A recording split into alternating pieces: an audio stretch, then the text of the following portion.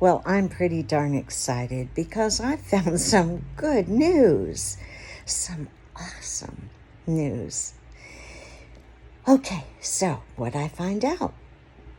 Well, it all starts back in the 80s when I used to look for marketing keys and I was really into self-development, full on. I would read magazines to see how they marketed. And I remember particularly this one in Self where a particular company might have had 8 pages in a row of basically the same ad. And I wondered, all right, I know it's good to repeat yourself, but 8 times? They knew what they were doing. By the end of the magazine, I was still thinking about the fact that they took 8 pages to get a message out. They did what they meant to do. At that same time, I found an article, and that article had an experiment, and I will find the article to share it. But here's what I remember basically. They took 2 groups of women, 25 each, put 25 in one room, 25 in the other. They hooked their legs up to electrodes to measure any movement, voluntary or involuntary, of their legs.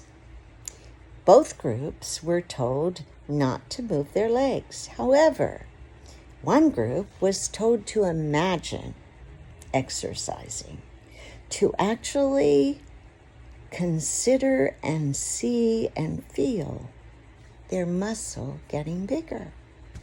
Well, guess what?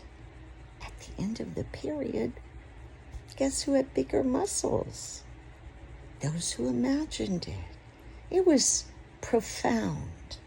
I'll never forget it. It changed my life and started maybe this journey, or at least provided some good emphasis to it.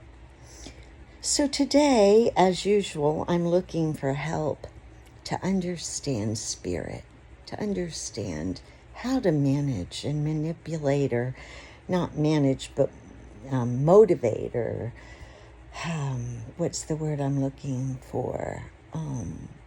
How to motor through life and stay as good as we possibly can, with high expectations and with acknowledging the power within and not letting this old hard world get to us.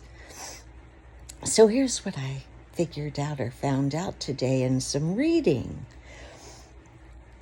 A man, I can't remember his name, forgive me, but when I get this down into a seminar, I'll get the names right. A particular man wanted to figure out if humans have spiritual premonition, if we can perceive when there's bad information in an envelope, or when the phone call is going to be that someone is hurt. Do we know those things? And he found out, yes, we do. Here's what he did. He did tests of people and found out that their reaction, their physiological reaction, came prior to unveiling the news. And they were right. If it was bad news, their physiological responses were there. Is that wild? Pretty daggone crazy. Now, here's the next step, and this is the key.